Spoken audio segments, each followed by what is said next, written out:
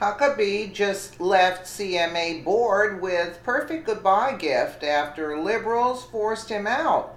By Al Waisman for freedomdaily.com. It looks like the right has now also lost country music. The announcement of the former governor of Arkansas, Mike Huckabee's appointment to the CMA Foundation's board Wednesday stirred an immediate outcry from big mouth vocal elements inside the industry over his well-known conservative views, and sadly, as we on the right have seen so many times before, those loud voices always win. Governor Huckabee has now been forced to step down, but not before penning a letter to the organization. To the CMA Foundation board from Mike Huckabee. Dear board members, it appears that I will make history as having the shortest tenure in the history of the CMA Foundation board. I genuinely regret that some in the industry were so outraged by my appointment that they bullied the CMA and the foundation with economic threats and vowed to withhold support for the programs for students if I remained. I had no idea I was that influential. I'm somewhat flattered to be of such consequence when I thought I was doing what I was doing was voluntarily serving on a nonprofit board without pay in order to continue my decades of advocacy for the arts and especially music. The message here is hate wins. Bullies succeed in making it untenable to have someone like me involved. I would imagine, however, that many of the people who buy tickets and music are not that unlike me. I hereby tender my resignation effective immediately. I hope this will end the unnecessary distraction and deterrent to the core mission of the foundation, which is to help kids acquire musical instruments and have an opportunity to participate in music programs as students.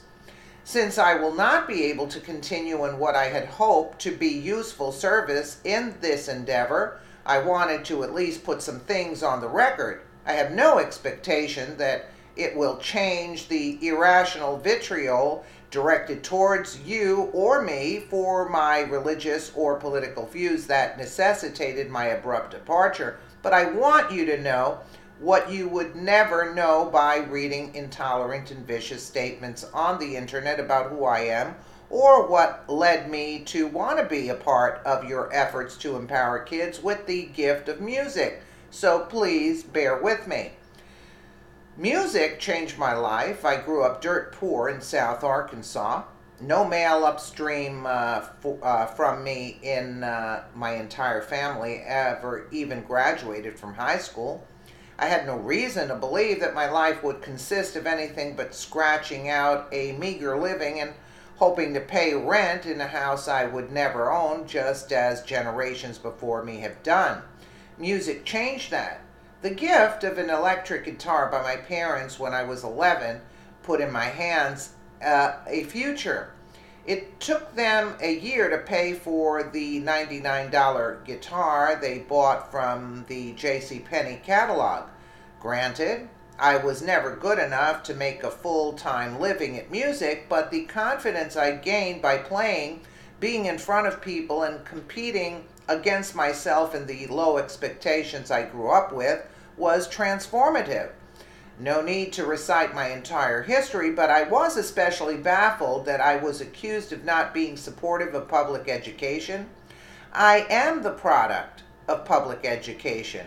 As governor, my own children were the first children of a governor in 50 years to have their entire education, grades 1 through 12, in public schools of Arkansas.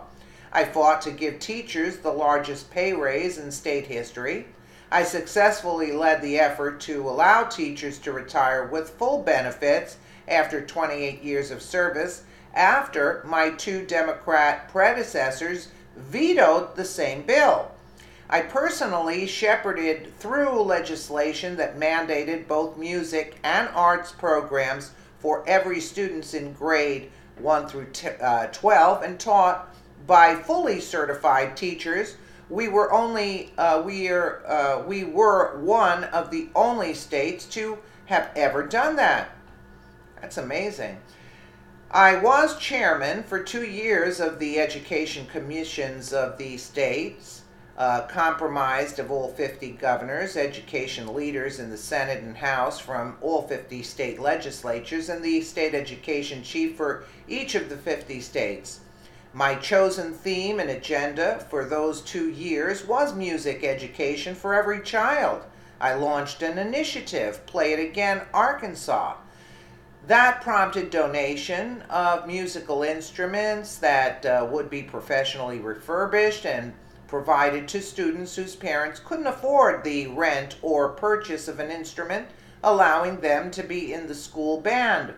I traveled repeatedly to D.C. with the NAMM Foundation to advocate for music education and have worked with them for several years to urge states to mandate music and arts education. Now someone who has never met me threatens to wreck valuable programs of the CMA Foundation because of a personal contempt for my faith and politics. I am willing to get out of the way for the sake of the students. The foundation will hopefully help. If the industry doesn't want people of faith or who hold conservative and traditional political views to buy tickets and music, they should be forthcoming and say it. Surely neither the artists or the business people of the industry want that. Until recently, the arts was the one place America could set aside political, geographical, racial, religious, and economic barriers and come together. And that's very true, mind you. That is a very accurate statement, very accurate. If the arts community becomes part of the polarization instead of bridging communities and people over the power of civil norms as reflected in the arts, then we are, as a civilization, may not be long for this earth. All of us have deep passions about our beliefs. I do about mine, but I hate no one. I wish upon no one the loss of life or livelihood because that person sees things differently than me. I hope that music and the entertainment industry will become more tolerant and inclusive and recognize that a true love for kids having access to the arts is more important than a dislike for someone or a group of people because of who they are or what they believe. My sincere thanks to the CMA Foundation for believing I had something to contribute. I regret that my presence caused controversy and threats to vital support for deserving kids. Kids wanting to learn music shouldn't be the victims of adults who demand that only certain people can be in the room or be heard. That's nasty, right? To do that to, you know what I'm saying? I wish you nothing but goodwill and success at reaching students across America who need music as much as I did. At the end of the day, I'm not worth the fight, but the kids are. Never stop fighting for them. Sincerely, Mike Huckabee.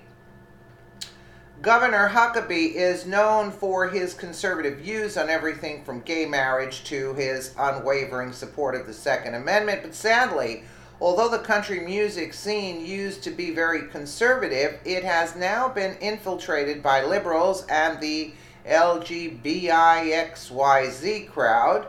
But keep in mind that Huckabee's appointment has absolutely nothing whatsoever to do with the fact that he is a conservative, because it's not a political appointment of any kind. Instead, it's because of his great love for all kinds of music. What the country music scene doesn't understand is that it's okay to have powerful liberals in their ranks, such as Tim McGraw and Faith Hill, who are married and considered the power couple of country music, but they keep their liberalism in the closet except when it comes to their ludicrous stand against our Second Amendment, which, as we saw during the Las Vegas, whatever, I'm not going into that. The country music industry has now awakened, a sleeping giant, and it's doubtful many will bother to buy much country music anymore. don't believe me? Look at what's happening to the movie industry after they decided to insult everything the majority of the working class families believe. They are now asking themselves why people don't go to the movies anymore. Simple. People don't want to pay to feed an industry which despises everything that is moral and just. That was perfectly said. You don't want to go anything that's morally just and not satanic. That then that the industry is pushing a different agenda, and nobody wants that anymore. We've woken up to that because, when you're bombarded constantly, I mean, give it a rest. Give it a rest. It's not enjoyable anymore. It's political. And it's sad, because there's no release for anybody to, just, kick back and relax and just enjoy a movie or a show, unbelievable, and they're only doing a disservice to themselves because once people understand that they're trying to be indoctrinated into some sort of political belief, people just say, hey, I've had enough, and nobody wants to hear this. And usually it's the right that have jobs, that work, and that's basically the mainstream America. It's just a couple of nut jobs out there that they're trying to push this crap on everybody. And he was, actually, he wasn't even being paid for this. He was donating his time, and yet they did this to him.